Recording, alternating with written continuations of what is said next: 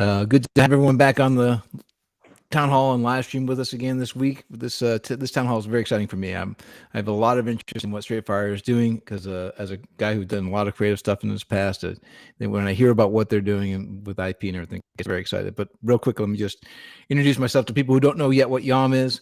YOM is a DePIN network that is strictly focused on delivering AAA quality Unreal games through the web browser, through Telegram, just open access to play these high quality games anywhere you have internet access on any device.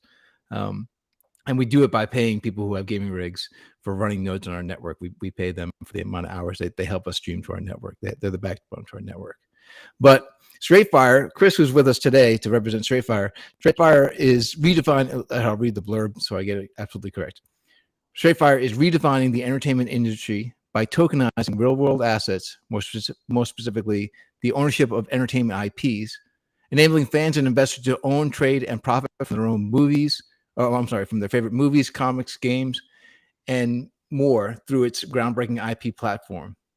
The IP platform is for direct involvement in tokenizing premium entertainment IPs, features an IP launchpad and marketplace. In addition, Str8Fire makes direct investments in entertainment IPs through its growth fund and offers live, private, and institutional investors the opportunity to invest in tokenized funds that fund the portfolio of entertainment IPs. So, that's a hard read of it, but really, it sounds like, Chris, what we're saying is IPs get tokenized. If I have an IP, I bring it to the platform, I can get it launched, and then if I want to invest in entertainment IPs, I can do so through the platform. All that gets me super excited. That is basically it, Jeff. I think, when you look at the entertainment industry, right, and it as well, is that like with the introduction of particularly like Netflix and all big streaming platforms, they have kind of like screwed up the whole business model for a lot of the entertainment companies. Unfortunately, I think I love it because you get access to all these titles. But quite frankly, if you're in the business of making and developing IPs, it's become a little bit more difficult. Not necessarily because there is no money to be made in it. I think there's a need for content more than ever before. But the problem is that the investing structure is a very highly centralized structure that mostly evolves around big central like Hollywood. And it's not really accessible to anybody outside of that circle. And I guess that circle has decided, mostly driven by accountants, that let's invest in prequels and sequels. And that's probably the reason why we see so many Marvel movies that are becoming less and less and less interesting, right? So I guess that we were looking, because we were operating in that environment, and we saw it happening. And when we were sitting down with the writers guilds and the directors guilds, everybody's moaning about the same thing. So we figured, well, we know this other industry that we entered about 5 years ago for the first time, the crypto industry and Web3, and there's plenty of money there. But there's no way for them to invest because it is a high barrier investment market, the entertainment industry. But more importantly, nobody wants to exchange their investment in tokens into real cash first, pay some taxes, God knows where.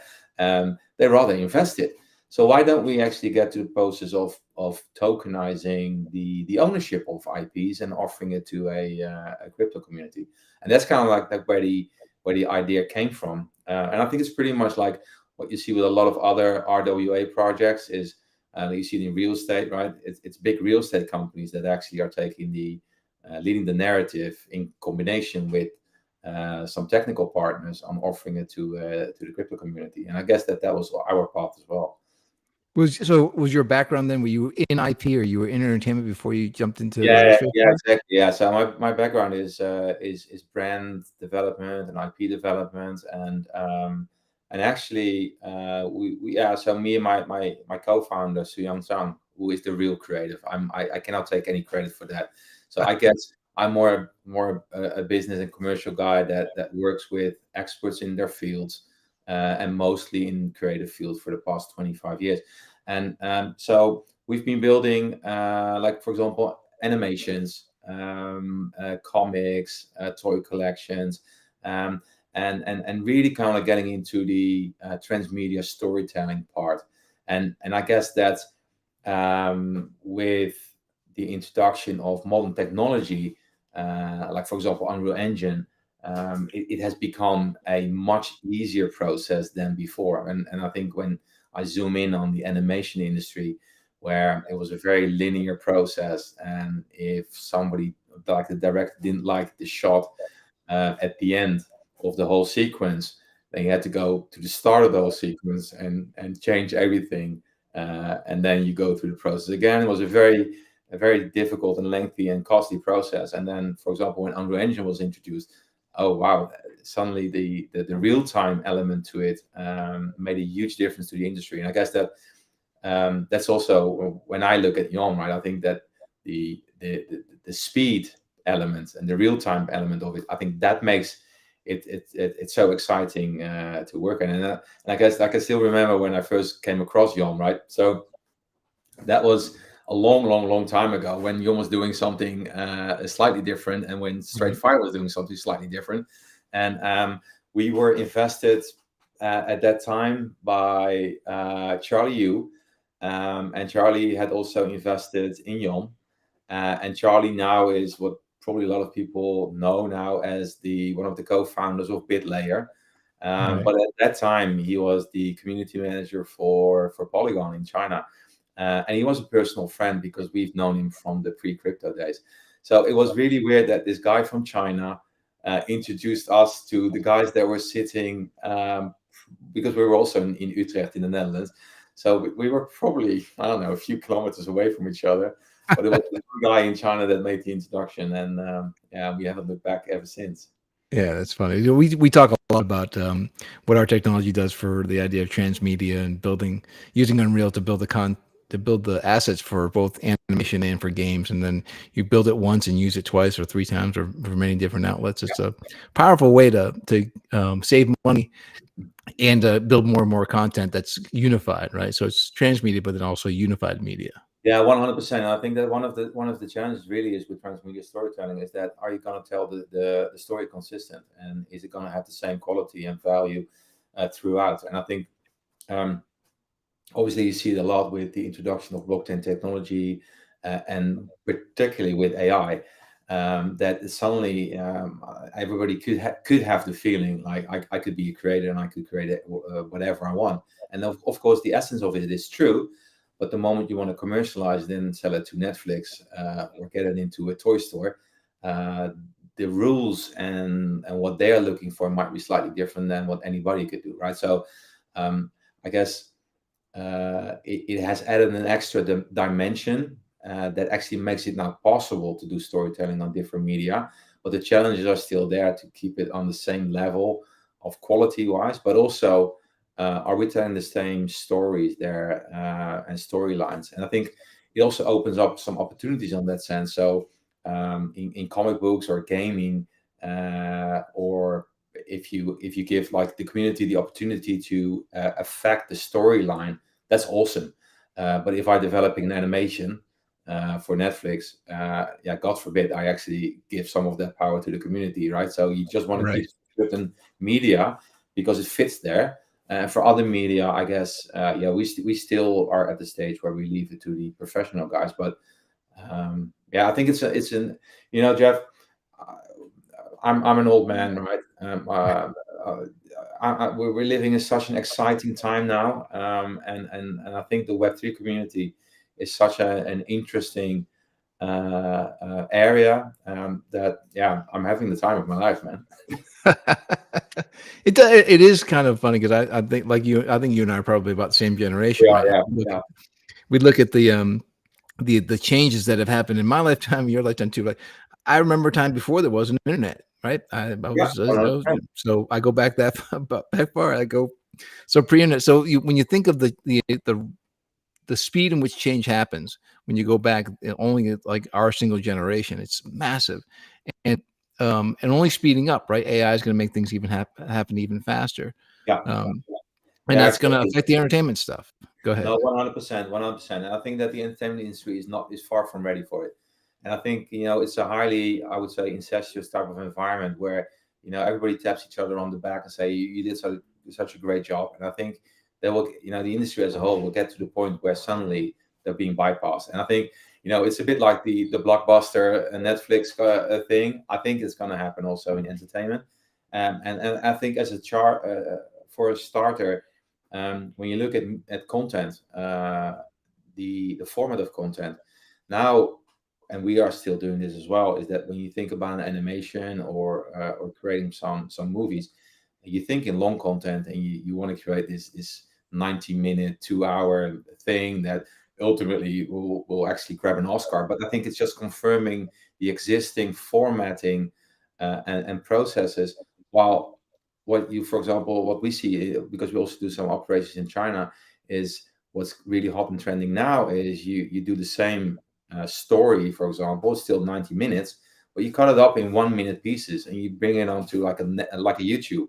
You just have 90 episodes. And you Right. drop one every day, and I think it's for a completely different audience, and it's a much younger audience that's completely feels at ease in that format. So I still think that the industry is old man, like maybe like us, right? That's they're still running the place, but there's this whole younger generation that has a completely different mindset, and I think that makes it absolutely amazing, and it will have a huge impact on the entertainment industry, See, and yeah. we talk about that too, the idea of episodic gaming. So instead of having the outlay, you said about the sequels, right? One of the reasons why games, I can speak the games industry, one of the Yeah. reasons why sequels are so popular, they happen so much, is the risk of starting a brand new title with brand new IP, and competing with people who have already, that risk is really, really high, right? And it's expensive to make a game, and it takes you a number of years.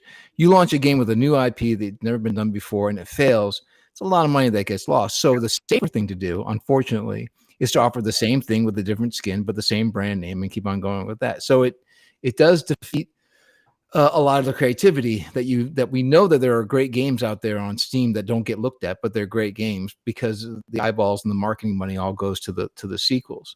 So Yeah. one of the things that we think Yom's going to be very good at, and I think Str8Fire sounds like we're in line in this, is the idea of episodic or independent, smaller games that can always get a chance to light fire and kind of, or catch fire anyways, and take off because they're not competing.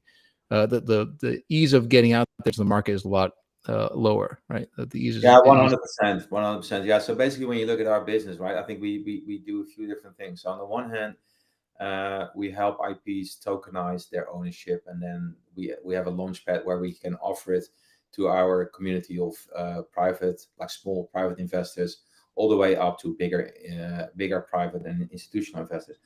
Then at the same time, we are building a marketplace, because obviously there is this interesting element of now you've tokenized it, but now you've tokenized, for example, a script for a movie.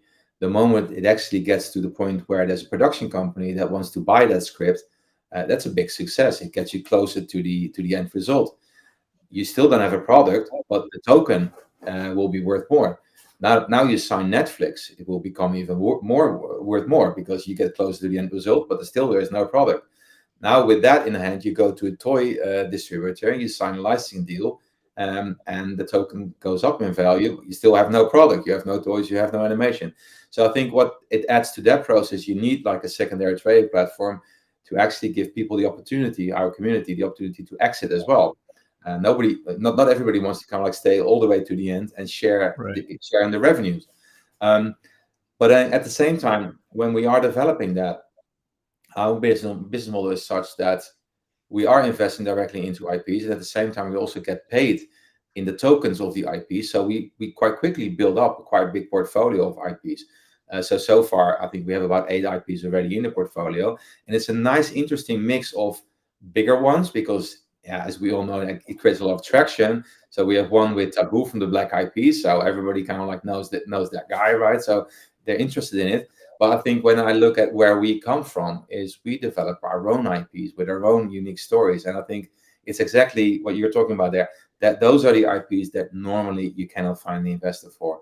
But if you can find a single group, like a small group of fans that believe in either your idea, you can do it in biteable chunks as well. And I think that has always been a bit of the downside of, if you want to do transmedia storytelling and develop big IPs, you're operating on so many different levels in so many different expertise areas that it becomes very expensive.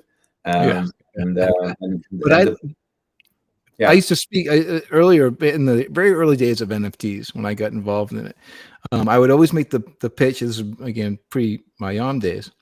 That if you had had a chance to buy a portion of Cartman from South Park Yeah. back when South Park was still in development, right? And then how valuable would that piece of Cartman be now? You know your head would explode because you do so well. So that's the kind of thing. And then and the reason why I always thought that was valuable was I had read an article going a ways back that the reason why you see the creators in an animated series do the voice of characters so often is not only because of the love they have for their product, but many times it's because financially they've sold the rights to the show to some larger corporation and they're only getting paid a minimal amount. So the way that they continue to get revenue is by being a voice for the character on the show. Yeah, 100%. So I think that what you see as well in this model that we are piloting is that for the IP owner, what it is that you're not talking and negotiating with Universal. You're Right. negotiating with an individual private investor that had no opportunity to invest anyway, and you should have some kind of affiliation to either the IP or the type of product or something to do with it. So the deal that you can make with this group of private investors is always much better. And then what is interesting is then you bring a product, for example, a pilot show or a 2 minute trailer, your first toy collection already designed, and then you show up on their doorstep. It's a different negotiation Right. position. And I truly believe that what you guys are developing, what we are developing is, I think we're helping a lot of the independent creators, the smaller studios, to get to the market quicker, or at least to create some type of product that gives them a better negotiation position when they are dealing with the existing parties. It's true. And I love that. I think to a certain extent, we all in Web3 are like in some shape or form disruptors of something that we already know from the real world, right? And Yeah, that's true. it's better. So yeah. Yeah, yeah. So we got a question about how does this value proposition work for YOM? Like, where's YOM fit in this equation? I would offer up that, you know, one of the things that we keep our eye on with the YOM network is that the tools to build inside of Unreal have gotten easier and easier. Like Epic's done a wonderful job, and then with a little bit of AI assistance, you can make a game. You can fire off a game using marketplace assets and things pretty Yeah. quickly. Like, so if you're partly savvy and you watch enough YouTube videos, you can have a game out inside of a month. And we know that the dominant form of entertainment any longer is games. It's outpaced movies, music, TV. It Yeah. really is a place where people go. So you think of the ability to build up an IP based inside of a game as a starting point, and then having a way to broadcast that game in a really inexpensive way that's got maximum reach, which is what YOM offers. Yeah. And then taking that IP that you've developed and using Str8Fire to help you to secure that, sell that IP, or so a portion of it to help No, fundraise. 100%, Jeff. I think this is exactly how the process is. And then one of our partners, Story Protocol, who is developing, well, I guess they have bragging rights because they raised so much money to become like the IP layer. What is quite interesting is that when you see at how you can, even from the inception point of registering your IP rights on their chain, and then when you want to go and move towards a game, for example, well, you can actually predefine all your licensing conditions for people to use your character. So you can even go to the point of you create one single character, you register it there, you can let anybody to take it and turn it into something. And the monetization part is all automated. And I think I fully agree with you. I think the to get community involved, to get independent creators involved, I think that's amazing. And I think we've never seen that happen before. And I think it was for two reasons. One is the IP related stuff, which is quite, well, it's boring. It's very expensive because all these lawyers have to get involved in it. So by the way, I think that the whole tokenization of IP rights is going to have a big shakedown in lawyer land, because it means you get involved once, and then for any of the licensing stuff that's done down the line, you don't really need to be involved anymore. But I think more importantly, what you guys are tackling is one of the more important ones, because actually I can create whatever I want to create, but if it doesn't run, what's the point, right? Right, Um, right. And I think that's very essential. Someone's asking what the example of issuing IP inside of a gaming protocol would be. I mean, I think we that probably can jump down right to some of the IP that you're already Yeah. suggesting inside of Str8Fire, right? There's a number of them. You want to talk through some of those IPs?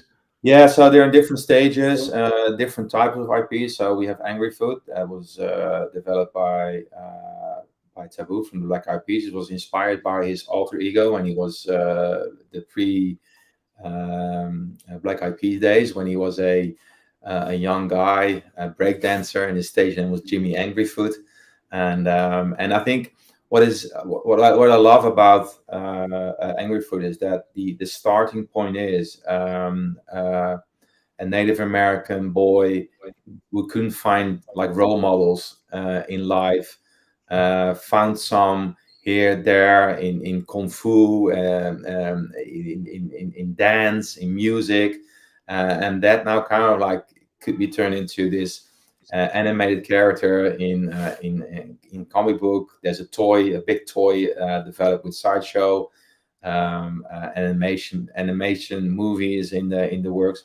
So I think that is one of the type of IPs that we're working on. And I think in that same line, we a few months ago we signed a licensing deal with the estate of All Dirty Bastards from the Wu-Tang Clan. Very interesting launch we had at the Grammy Museum in LA a couple of months ago with the family, and there it is about capturing the spirit of ODB. And in the middle of November, there will be a comic book anthology being published featuring different characters or different personalities, and every personality has a different comic book style. And that gives a great foundation, together with the OG membership club that we are creating and toy collection, to ultimately bring it into an animated movie. And then Virus is kind of like what we used a big part of the seed funding for. So it's a sci-fi animation that a little bit like Love, Death Robot on Netflix, Chinese Bilibili, the largest animation comics and games platform in China. They basically set up a Love, Death Robot concept for their streaming platform. And we developed one of the animations, and the end of last year it featured in cinemas in Beijing and Shanghai, and I think it has already amassed more than 35 million streams on their platform. So that's the scale, of course, in China is quite insane. Wow. And then another one, which is completely different, is called the 12, and the 12 is being developed by one of the writers of the game, Horizon West, and a Nobel laureate. And yeah, so it has a bit of the psi part and a bit of the phi part, and it's really like literally the guys writing it are representing each of those two, which is, I think, really fantastic. And then what we are doing at the same time as well is discussing with big production companies, how can we use some of the big titles that they have, whether they are existing running shows to do spin-offs from, or whether they are like on the shelf, they were big hits but nobody's doing anything with it yet, and saying, okay, well, can we do something with it? And our monetization, by the way, is mostly in Web 2, right? So we can actually help them make money in the world that they understand. But at the same time, what prohibits them from actually doing it quite often is money. Right. So we can actually now show up where before we were begging them for, can we do something with this IP, please? And now we can show up and say, oh, by the way, we have our own fund, and more importantly, we can actually offer an opportunity now for you to raise startup funding or seed funding from your fans and from a crypto community that actually is interested in what you do. And actually also sometimes what you see is, sometimes you can actually now invest in a format for a reality TV show that is being produced by famous, like proven teams.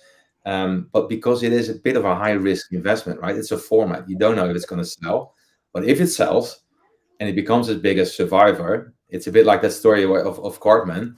Then Right. actually now you have the opportunity to invest in something that could become like this billion-dollar franchise over time. And what we find is these production houses are quite interested actually, and we were a little bit surprised that we get a seat at the table. But I think it's because we bring some money, right? That always does seem to open more doors than not, Yeah, it right? does. It So does. let me Yeah. repeat that back to you and see if I understand it right. So Yeah. if I'm a big corporation, I'm Paramount, and I don't know what Paramount owns, but I'll say Legendary Entertainment. I'm Yeah. Legendary Entertainment. I own Ultraman, right? Yeah. Which is a title, a character I haven't used in years and years and years. Yeah. You can say to them something like, "Listen, let's put Ultraman as an IP onto our platform. We'll issue this many tokens. We'll tokenize the IP this much, and give you 8% of those tokens. So if those 20% of tokens of tokenized parts of Ultraman are Yeah. available to the and people kind of create their own content for it, you at owning 80% of the tokens for it are earning money without having to do anything. And then the fan base is taking that, they're making a game, an independent game on Unreal of Exactly. Ultraman. Right. I Yeah, got all that right. yeah, and what you can even do is you can say, okay, so we now tokenize 20%. Let's say it's worth 2 million, right? Right. So that 2 million you can actually spend on creating a real product. Right. And that could create revenue, and that revenue actually goes back to that 20% of well, to the people that own that 20%. And that revenue part, that's a traditional kind of like way of how you do it, right? But now we go to these companies and say, well, if you're good at actually sharing what the progress is, and that you can prove that there's alternative ways of monetizing it, and that could be through developing games through communities, it could be through developing merchandising, it could be through all kinds of ways. Actually, your token will be traded, and when your token is traded, there's a kickback for you in it. So you can even raise more money for you that you have to, that you can invest back into your IP. So it actually is a way to engage with the fans, to create alternative monetization models that were never there before, i.e., the individual creator that just develops the game and turns it out. And even if that is not a money generator, it for sure will create a lot of publicity and get more people involved in the IP. And they are all potential in Web3. They're all potential investors, right? So everybody is potential consumer and investor. So and so you can get them on board and to buy the token as well. So you can actually create this lively community that can directly invest and benefit from that IP that has been dormant or being on the shelf forever. And I think Right. that And that's for me the exciting part. Yeah. is part of the pitch then when you approach those larger IP holders that by tokenizing their IP, you now created a community that's vested already. They're invested in making sure that this goes well because they now own a portion of it. They Yeah. do more of your marketing for you. They do your socials for you because they're always active. Yeah, 100%. And I think that if you see the development of social media, right? I think the times of we post something on Twitter and that will reach an audience and that will act on it, those days are long gone. It's the engagement part that every brand has to focus on, but doesn't really know how to do it.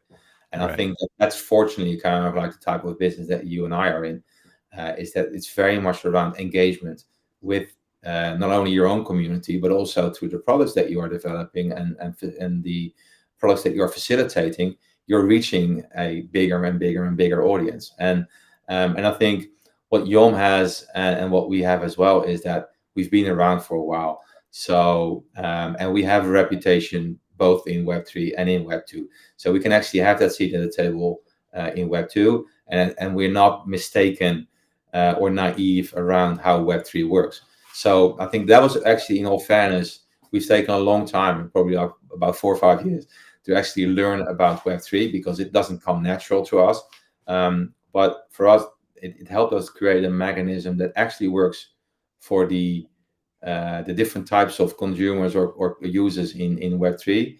And it's a different driver, right? That that Web3 audience has, then Oh yeah, when I made the jump from traditional games or traditional video games into Web3 games, I was mapping out for the one studio. I told the story I think last week. I had mapped out to the studio. All right, so now that we've got your normal pillars, you now also have to add a tokenomics pillar. You got to own a community management pillar who's much more active. You got to own a pillar that does the blockchain engineering, right? And yeah, it expands the size of your gaming studio immediately if you're getting into the Web3 space, yeah. which can be a little bit daunting. But then the upside of it is also great too, because that community that you've added, that they're invested, they're also helping you push your game and get your marketing done and all those things. Exactly, and that's also the part of DePIN that I personally really love, is that your product automatically already facilitates the engagement, right? And it's a direct rewarding mechanism, and I think that fits so well for Web3. And I think that's one of the tricky points for traditional IP development is there is no immediate reward. You have to wait until the product is done before you can actually share in the revenues, and that's only the revenues. And then if you negotiate the contract well enough, you get all the back end stuff as well, the merchandising and all that. But if you didn't negotiate it well, you actually lose out on that, and you just make money on the movie, for example. So Right. I think Web3 has just harmonized that whole process. You set it up from the start, and then after that, as long as all the monetization takes place in Web3, everything is automated. I don't have to think about sending an invoice or having to keep track on things. It's all automated, and I think that's the beauty of all that. So if I'm fantasizing about the future, I would love the point where I own an IP, and I know somebody who goes to the movies, and that little ticket for the cinema, like that 2% flows back into the IP automatically. I think I would love that whole system. But of course, that is a bit of a challenging thing of the part that we are operating, is that so we're tokenizing and the investment part of it, but of course a big part of the monetization just doesn't sit in Web3. It still sits outside. So that's also probably still the reason why how we set up the platform is that there is a party like us who are from the industry that are curating, and that also we also have decided that the funds that are raised, right, for a project, we immediately commit a percentage of it to buy back our token and burn, so that's an immediate positive effect to our token holders. And at the same time, we have a milestone-based release of the funds to the IP owners, so that because we know we are IP owners, we know how it works. If we raise 2 million for an animation, we can spend that 2 million immediately if we want to. Yeah, right. The investor, somehow, some shape or form, you want to keep some control over it. So we've added that feature in it as well. So I think it's a fascinating process. I think the legality of it is one of the focus points at the moment, because a lot of stuff is unclear. But you see big parties like Story Protocol, like Mantra, Core Protocol. They're all really trying to create the mapping from a physical paper contract that requires every time a lawyer involved to a smart contract that, as the name suggests, has some smart elements in it. And I think I think it's a fascinating thing. But I think also you guys must have the same thing, is that because you're also touching so many industries and different type of projects, is that it's difficult to know everything about all of these different elements. So I think It's true. It's a lot of advisors come on board to give us advice about this, and what we're talking about is not just decentralization, but disintermediation, right? Taking the middlemen out. Now, sometimes you can overstep because those middlemen are important just for their expertise, even though it slows the process down. But lots of other places, it's so much more efficient if you can blow past those intermediate steps and just, like you're saying, make it a smart contract. And on top of smart contract, we have AI helping us out any longer, doing some of that work for us as well. What I think ultimately, what at least, it's funny. I've had this discussion with my wife and about this new future that we're all walking into, and is it going to what's it going to do to our kids as they raise? And my contention is that in the way that calculators helped people do more math than they would have done in the past. This is what the studies are showing. Like you can get blocks, but you get a calculator that kind of gets you past the block. Then you start doing even more and understanding mathematics more. I think creativity is going to be the same thing, right? Yeah, I think it's a very, very good point. Yeah, I think so, and I think it has forced a lot of. I think that's also the reason of the success of Unreal, is that they actually have thought about a lot of these things before others were actually considering them to be Think so issues, too, yeah. because of kind of like developing their own Fortnite environment. They came across so many stumbling blocks, and then and I think I had this interesting conversation yesterday with a company called Temple Technology, and they are also building on Story, and they've developed this AI tool where basically everybody can develop their own comic book. Okay. And how they got to this point was purely that they're comic book artists. They want to create a comic book that then ultimately leads to an animation. And while they were researching how they could speed up the process, they came across, the solution that they are now building. And I think that was also kind of like how we got into this, is that we want to develop IPs. Where do you get the money from? So we figured we might as well build that platform. But I must say, I underestimated the detour that we've done. So uh, Now, that was also Jan too, right? Because when you originally met yeah, Jan, we were making 100%. metaverse spaces, and then hosting those metaverse spaces on a central server, like, whoa, this is too expensive, and we Yeah, can't reach anybody anyways because the lag is so bad. So we said, well, we should fix that problem. And now we're that product now our whole exactly. business is fixing the problem that we came across. Exactly. It's but you and I probably go back far enough to remember that Netflix was a way to get CDs sent to you in the mail. Exactly. Exactly. And now they don't. I don't think they do that. I can't imagine they do that anymore, right? Yeah, and I think that for the listeners or the viewers that are interested in that, there's the Land of the Giant is a podcast, and they go into the details on Netflix, on Apple, and Disney. And I'm always listening this because when you look at Netflix and Disney and how they've grown, there's something to be learned from it. Is that they're still around because they were quick to learn and be in touch with what the community really wants, but also the community that they're not servicing yet. And I think that that's why they kind of like are every time they're getting back on top of it. And I think that what you just described was one of the things, right? Now what you see now has quite often no relations to how it got started, Right, and it's right. multiple chunks quite often that does it. And I think we had to be reminded sometimes over the past 4 years about what a biteable chunk is, and that you can kind of like think too much in the future, but you have to deal with the reality. Do you want to touch all on the Str8Fire token and you talked a little bit about, you say the burn mechanic, right? Which I think we have the same thing in ours, right? We Yeah, burn when we give rewards as a way to decrease the supply while we're increasing the amount of hours on our network being sought after. But is that the same thing then for yeah. So Str8Fire? basically, I think if I sometimes have to explain what it is, right? The launchpad is a bit like Kickstarter, and how it's being set up is a bit like an IDO launchpad. And like an IDO launchpad, you stake our token, you get yield obviously, but then you also qualify for a specific tier based on how much you stake. And then every tier kind of like is associated with a maximum you can invest in the IPs that are being offered on the launchpad. So that is the launchpad part of it. And then the token, and then when we look at the marketplace, it has a slightly different purpose. It has a slight payment functionality in it. But I think in principle, it is like a utility and a small payment token. And besides that, obviously, we would be quite stupid if we don't actually link it to some of the IPs that we have. Right. So it gives you also early access to content, to exclusive content that Oh, you cannot nice. find anywhere else. It gives you, to a certain degree, governance. So that's also something that when you buy the tokens for the individual IPs, there's also governance elements to it, or access to specific content, because I think that's the beauty of the smart contracts. You can kind of like put whatever you want to put in it. You can, Right. um, and then there is the whole buyback part, because we were looking before as well and said, okay, a portion of the revenue that we as a company are making, we use to buy back the token, but it became all too complex because so much of the revenue that we have sits outside of Web3.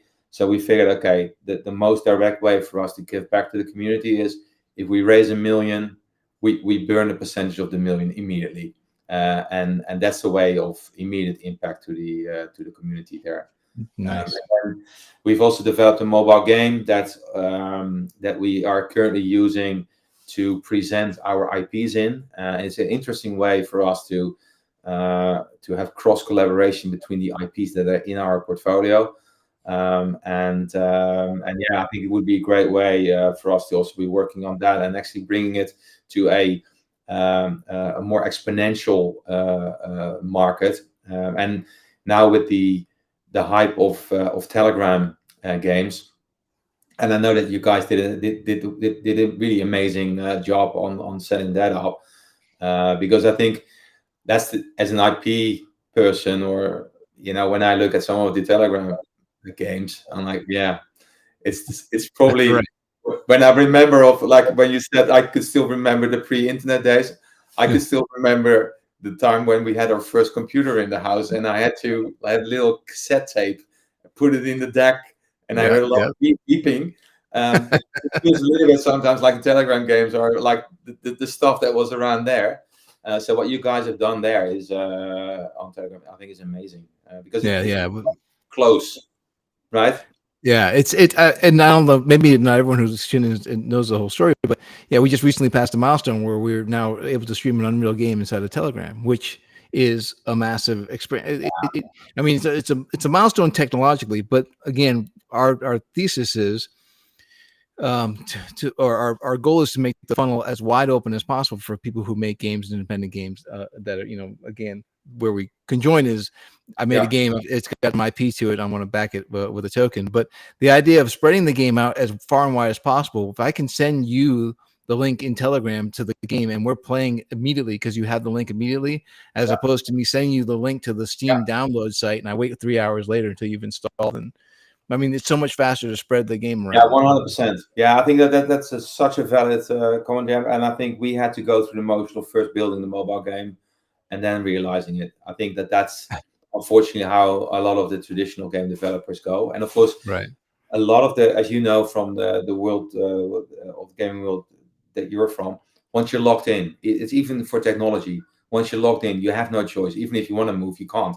Right. So I think that is a bit of the advantage that younger creators or new creators or creators that are independent have. They can just jump on this bandwagon immediately. And Yes, right. And we expect that they will. Again, I'm very much looking forward to the idea of as YOM expands and gets more and more robust, it'll feel like a YouTube of games. Where yeah, there'll be an aggregator site that'll have all these different experiences, and I can filter by, well, show me all the westerns that are third-person shooters that are set in the sci-fi world or something. Mix them all together, and it'll filter it down to the experiences that look really good, and I jump in and start playing immediately just by yeah. hitting the website.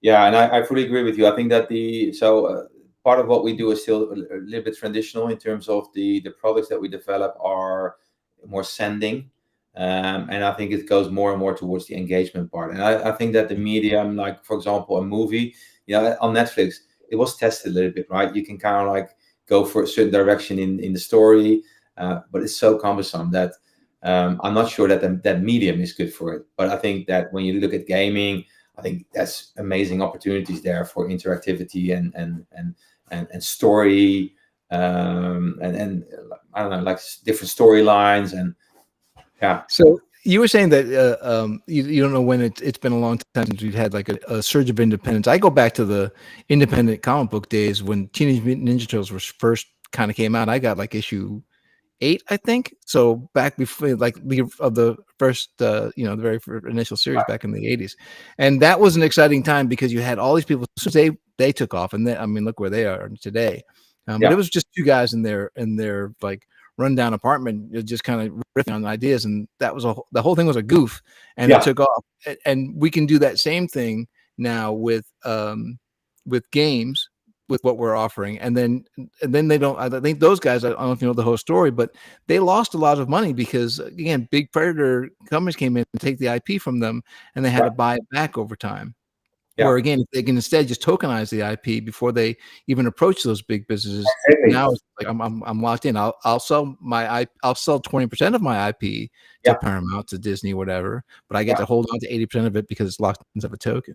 Exactly, and I think that what is the beautiful thing about actually having your IP partly on the blockchain as well, and then setting up that through a smart contract, like a licensing, extended licensing agreement for anybody who wants to use it.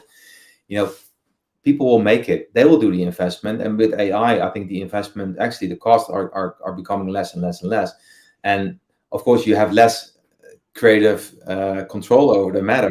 But hey, if they reach an audience that is like millions, you're not going to complain about the whole thing, right? So you can actually just create it on your own. And I forgot what the name is, but it's an Israeli company, and they're developing, yeah, the Gang of God, the Gang of Gods, I think it's called, and they do a YouTube show, and they go from episode to episode. They have millions of viewers on YouTube just Yeah. watching and waiting for the next episode to come live. And I'm thinking, and when I was talking to the founder, they were still talking about fundraising and maybe kind of going to Netflix. When I was looking at this, I thought, you have a million people that are watching you, viewing you, waiting for your episode on YouTube. That's amazing, you know, Let because me with take that. Let me take that. Let me walk with you on this one. So let's yeah, say that we're creating an episodic game series, and we launch the first episode. We tokenize the first episode, but we don't tokenize it so much because the first episode doesn't have a big fan base. And then a year later, now we're getting the 20th chapter out, and of course, the 20th chapter has got a lot more tokens associated with it. yeah, But those earlier, if I want to go back and play the first episode, the first chapter, I got to pay more because there's yeah, fewer tokens that go with it. So now I've got to really go out and purchase. In other words, it adds value because of scarcity of the first initial chapters. yeah, for sure. Yeah. So I think there's so many opportunities here, and I think, mind you, we're so at the forefront of all this that yeah, I think everybody, like every investor, loves you to identify what's the opportunity here, right? Right, Uh, right. and we were identifying the opportunity of, okay, so it's the entire entertainment industry. It's about 3 trillion. But then when you kind of like zoom back in and you go to the market that we can reach now, you get to about 200 million. But then when you start to tokenize it and you add on the RWA market and the predictions of that market, yeah, then it goes up again. And so I think when you see at the potential that that we have here, I think that's big. But the fundamental part on how you can scale always sits with the community, and that completely relies on engagement, I think. Right. And I think that that's exactly the playing field that you guys can facilitate. So I think that's also, I guess, why we are partners. And some other things. We met in Dubai way Yeah, back months exactly. ago. That was good, eh? That was Yeah, good. it was. But and that was right after the big rains, and I forget how Oh, you guys. that's true. Yeah, I tend to forget that. Yeah, I was talking to my business partner the other day that he was wading through through this little river up to his hips in Dubai. Yeah, he couldn't get because he couldn't get to his hotel. Yeah. Yeah, I got there. I was in an airport for 38 hours waiting to fly in, and eventually I flew into Dubai to Abu Dhabi and took an Uber up to Dubai, and Yeah, that that was was a crazy, man. That was yeah, crazy. Yeah. crazy experience. All right, so Chris, we coming close to the hour, and we try to keep these under an hour. But anything that we didn't touch on that you want to touch on that I either skipped Yeah, over? no. So I just want to kind of like share what's new for us, right? So I think the timing with the market and well, first of all, U.S. elections, right? I think um, the outcome is what the outcome is. I think the crypto community, funny enough, I think will be very pleased. I think they can now sleep at night. I'm not sure if the rest of the world can, but let's see. I think what is the beautiful thing about it is that now what we find is it's a little bit more peaceful. Peaceful time will come. There's definitely going to be a bull market. I think it's going to be very exciting, but things are going to move very quickly as well. So we took the past couple of months to prepare very well. We have a TGE coming up, most likely either mid of December or the second week of January. Okay. We have our public round is being led by Republic in the US. we've gone through the whole process of now being able to sell our token to US investors. So Yeah, very nice. my SEF has increased from 8 pages to 100. So we have that coming up in a few weeks' time, and we also have the other launch pads, which I cannot reveal yet, but it's all allocated. So that's really nice. We're still raising some funds for private, which I think we hope to close in the coming couple of weeks. And then it's TGE time, and that's also the official launch of the launchpad. So that will be at the same time. And then we have for next year the Q1 we have the marketplace coming up, and then in Q2 we will have this is the plan, right? To have a tokenized IP fund set up, and what that really means is it's a normal fund that invests in entertainment IPs. We just tokenize part of it, and that actually will give. And that was based on conversations that we had with bigger investors in the industry. They're like, well, I don't really want to invest in individual IP.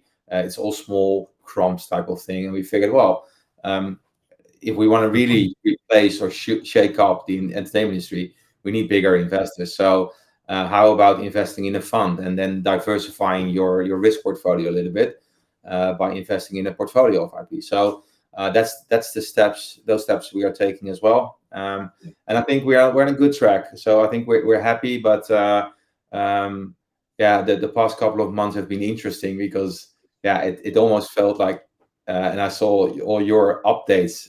You guys are flying. So I think it's really exciting to see, particularly in a time where, from our point, we felt that the investor market is quite everybody was waiting for something. Nobody was really sure what for. Right. And I think or everybody thinks it's the US election. So let's see what's going to happen in the coming weeks. So these are the big ticket items. So we have TG coming up, and then the rolling out of the product, which is going to be a very important one. And then we have clear goals on how many IPs we want to get on board in the first half of the year, which is around 20, and then growing towards around 50 IPs in the year. I didn't really ask that, but is there then, if you have, I imagine you're going to have more than just 20 applicants. Is it so there's a process, and is that process governed by the people who own the token? Is that how it works? So basically, so it is a curated platform, right? So it's not a peer-to-peer platform. You want that. You want some curation. Yeah, exactly. So ultimately all of these projects, they have to materialize in some shape or form. So you have to do something with the fund. So you can actually have like a gazillion of those on there, but how many are really going to get to the point where they're going to generate revenues, right? So I think that is a bit of the balance that we're trying to reach here. Part of the payment for the IPs on our platform for launching is tokens in the IP. So that will be a very easy way for us, or a quick way for us, to ramp up our stake in the portfolio of IPs. But we rather have a bigger stake by investing in them. So I think it's a little bit like, if we put it in front of our community for an investment, it looks better if we have invested ourselves as well. It's just what it is. And I think that we've had some very, very interesting conversations with big production houses, where we are I think maybe sometimes surprisingly easily getting to the table, and now we have to see, okay, which ones actually make sense, or more importantly, which ones are interesting to our community. And I think because it's a bit of an untested waters, that's a bit of a thing that we have to figure out how that's going to pan out. Very good. All right. So what are the socials? I'll obviously put them into the description of the video, but how do people? So I think that if you want to, the Str8Fire.io is our website. So that's STR and then the number 8 and then fire. Originally Str8Fire came from this really cool slang of, if something is hot, very cool, you call it Str8Fire. Right. but I'm not sure if we are that cool. But yeah, so it's Str8Fire.io if people want to see something, and then I think the best way to reach us is have a look on Twitter, send us a message, or go on Telegram and find us there, or go in Discord and join the community and ask the community how they are experiencing it. Yeah. Very good. All right, Chris, man, it's been great talking to you again. We don't get to do this often enough. We got to find more time to talk. It is. I think everybody's just running and going, and yeah, that's always a tricky thing. Yeah. That's my green screen falling down. Oh, there it is. All right, yeah, brother. Then take care, and we'll be back in touch. And we really should talk more about this IP stuff, because I got some ideas I could throw at you. Great. Let's do that, Jeff. You have a lovely Thank you, day. everybody, for